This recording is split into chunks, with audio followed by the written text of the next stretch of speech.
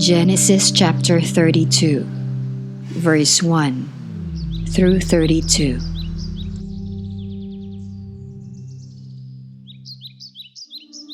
Jacob prepares to meet Esau.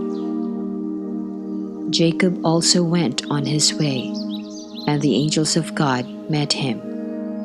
When Jacob saw them, he said, "This is the camp of God." So he named that place Mahanaim. Jacob sent messengers ahead of him to his brother Esau in the land of Seir, the country of Edom. He instructed them, "This is what you are to say to my lord Esau. Your servant Jacob says, I have been staying with Laban and have remained there till now. I have cattle and donkeys, sheep and goats, male and female servants. Now I am sending this message to my lord, that I may find favor in your eyes." When the messengers returned to Jacob, they said, "We went to your brother Esau, and now he is coming to meet you, and 400 men are with him." In great fear and distress, Jacob divided the people who were with him into two groups, and the flocks and herds and camels as well. He thought, "If Esau comes and attacks one group, the group that is left may escape." Then Jacob prayed, "O God of my father Abraham, God of my father Isaac, Lord, you who said to me, 'Go back to your country and your relatives, and I will make you prosper.'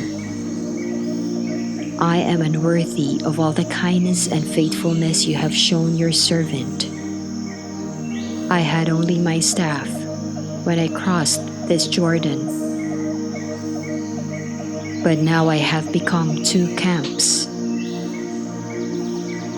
Save me, I pray, from the hand of my brother Esau, for I am afraid he will come and attack me, and also the mothers with their children.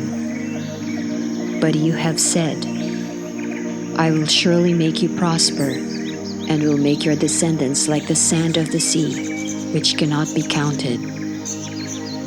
He spent the night there, and from what he had with him, he selected a gift for his brother Esau: 200 female goats and 20 male goats, 200 ewes and 20 rams, 30 female camels with their young, 40 cows and 10 bulls, and 20 female donkeys and 10 male donkeys.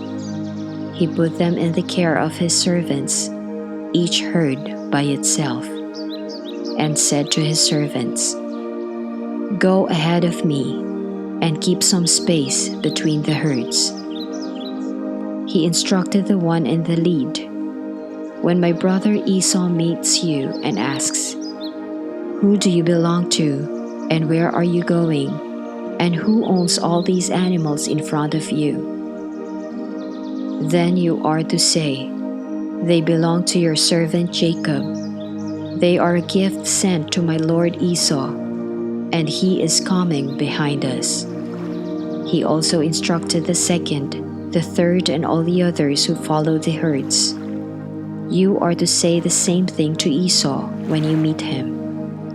And be sure to say, 'Your servant Jacob is coming behind us,' for he thought, 'I will pacify him with these gifts I am sending on ahead. Later, when I see him, perhaps he will receive me.' So Jacob's gifts went on ahead of him, but he himself spent the night in the camp. Jacob wrestles with God. That night, Jacob got up and took his 2 wives, his 2 female servants, and his 11 sons, and crossed the ford of the Jabbok. After he had sent them across the stream, he sent over all his possessions. So Jacob was left alone, and the man wrestled with him till daybreak. When the man saw that he could not overpower him, he touched the socket of Jacob's hip, so that his hip was wrenched as he wrestled with the man. Then the man said, "Let me go, for it is daybreak." But Jacob replied, "I will not let you go unless you bless me." The man asked him, "What is your name?" "Jacob," he answered. Then the man said, "Your name will no longer be Jacob, but Israel, because you have struggled with God and with humans and have overcome." Jacob said, "Please, tell me your name." But he replied, "Why do you ask my name?" Then he blessed him there.